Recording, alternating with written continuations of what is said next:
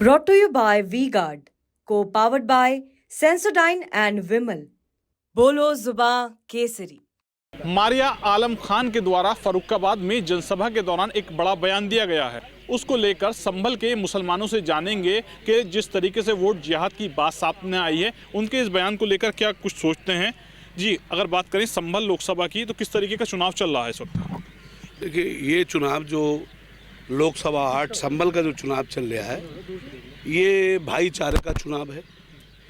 ये जो भाईचारे में जहर घोल दिया, उसके खिलाफ हिंदू और मुसलमान और सिख और ईसाई वोट कर रहा है, समझे साहब।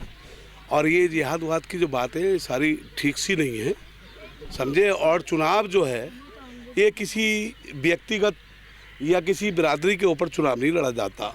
चुनाव सबका साथ, सबका विकास, और सारी बिरादरी के लोग ये वोट करते हैं, तभी कोई प्रत्याशी चुनाव जीता जाता है। ना तो एक बिरादरी पे चुनाव होता, ना बिरादरी बेस पे चुनाव होता, ना भेदभाव पर चुनाव होता।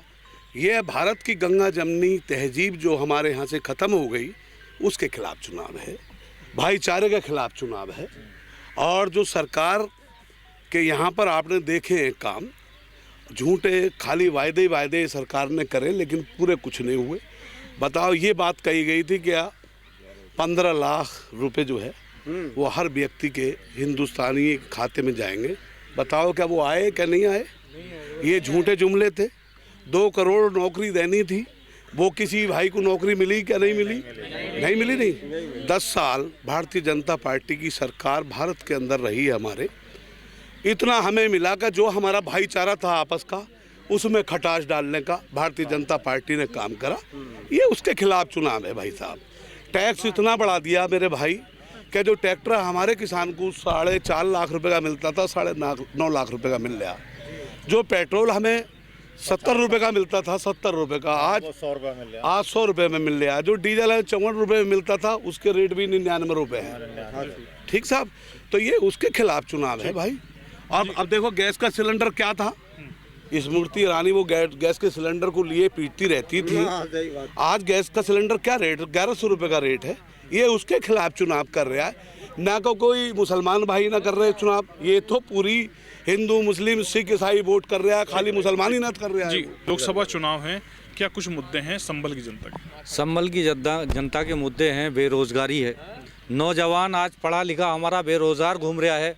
अगर उसे जो है रोजगार नहीं मिल रहा है, तो बेचारा मिनी मेट्रो लेके चौराहे पे खड़ा है। क्या करें ऐसी पोजीशन में? हमारे देश के प्रधानमंत्री जो कहते हैं सबका साथ सबका विकास, कहाँ है सबका विकास? गरीब बेचारा परेशान है। आज जो हमारे चौधरी साहब अभी बता रहे, गैस का सिलेंडर, जो हमारी केंद्रीय मंत्री स्मृति ईरानी कहती थी, सड़क पे बैठती थी, 350 रुपये का सिलेंडर महंगा दिखाई दे रहा था। आज 1,500 रुपये का सिलेंडर उन्हें महंगा दिखाई नहीं दे रहा। आज रोड पे क्यों नहीं आती?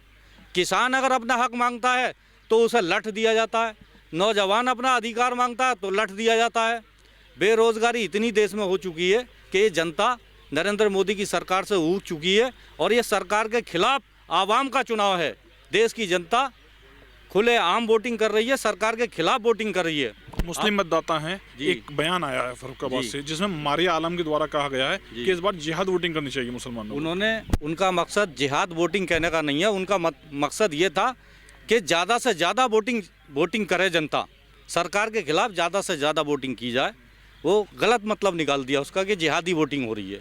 ये बात गलत है, जिहादी नहीं, ये हिंदू मुस्लिम भाईचारे का चुनाव है, और सबको इंडिया गठबंधन को वोट दे रहा है। ये सरकार के खिलाफ हवा चल रही है। और भी लोग हैं, युवा हैं, क्या कुछ मुद्दे हैं, किन मुद्दों पर मतदान करेंगे? सबसे मेन मुद्दा बेरोजगारी और शिक्षा का अभाव चिकित्सा के लिए।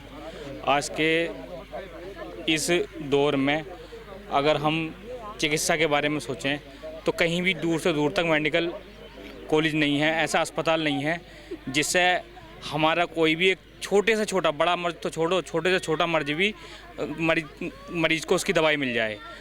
अगर हम सरकारी अस्पताल में जाते हैं तो वहाँ कुछ भी नहीं है, ना ही तो एक्सरे होता है, ना अल्ट्रासाउंड होता है, नहीं कुछ।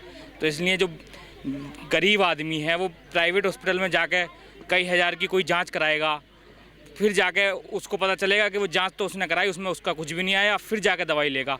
तो इस बार जो हमारा मेन मकसद है वो शिक्षा बेरोजगारी और चिकित्सा है। लगातार नेताओं के बीच में रहे हुए हैं आप, लगातार लोगों के मंच से बयान भी सुन रहे हैं। इसी बीच एक बयान आया है मारिया आलम का, उनके द्वारा कहा गया कि जिहाद वोटिंग की जाए, तो क्या कुछ सोचता है इसको लेकर मुसलमान? जिहाद वोटिंग का मतलब, उनका कहने का मतलब ये है कि एक पहले से ही हमारे यहाँ मुस्लिम मतदाता ज़्यादा हैं, तो यहाँ वोटिंग परसेंटेज कम रहती थी मुस्लिम बूथों पे। तो उनका कहने का मतलब ये है कि जैसे इस तरीके से जैसे जिहाद का बार बार नाम जो लेते हैं, जिहाद का नाम जो लेते हैं वो बीजेपी वाले लेते हैं, तो उनका कहने का मतलब ये है कि वोट परसेंट 90-95% कर दो, यही जिहाद का मतलब है। उसको तोड़ मोड़ के मीडिया वाले ये जवाब न दें कि जिहाद करें। जिहाद वोटिंग में कहाँ जिहाद हो रहा है, मतदान में कहाँ जिहाद हो रहा है? क्या आपने उसका मतलब समझे जो उन्होंने मुझसे कहा था? आप नहीं उनका सिर्फ और सिर्फ मतलब ये है कि अपने मुस्लिम बूथों पर 95% वोटिंग होनी चाहिए। जी, चुनाव नज़दीक है, 7 मई में मतदान होना, क्या कुछ मुद्दे रहेंगे इस बार? सबसे महंगा तो महंगाई का मुद्दा है जो सबको दिख रहा है, और पूरे हिंदुस्तान में गठबंधन के लिए बीजेपी के खिलाफ वोटिंग होने जा रहा है बहुत बड़े पैमाने पर। मारिया आलम खान के द्वारा एक बयान दिया गया फर्रुखाबाद से, किस तरीके से सोचते हैं कि जिहाद वोटिंग को क्या मतलब निकालते हैं? ये तो बिना वजह के बयान उल्टा करके पेश करा जा रही है, ऐसी कोई बात नहीं है। क्या सोचते हैं मुसलमान उस बयान को लेकर? उस बयान को लेकर सोचते कुछ नहीं है। मुसलमान क्या, हिंदू भाई भी, सब हिंदू मुस्लिम इस टाइम एक होकर बीजेपी के खिलाफ वोटिंग करने के लिए तैयार है। पूरे हिंदुस्तान में कहीं भी कोई भी सीट हो, सब बीजेपी के खिलाफ है सब कुछ। मारिया आलम खान के द्वारा दिए गए बयान को लेकर संभल की जनता से बात की गई है, जिनके द्वारा अपनी अलग अलग प्रतिक्रिया दी गई है। शारिक सिद्दीकी, TV9 संभल।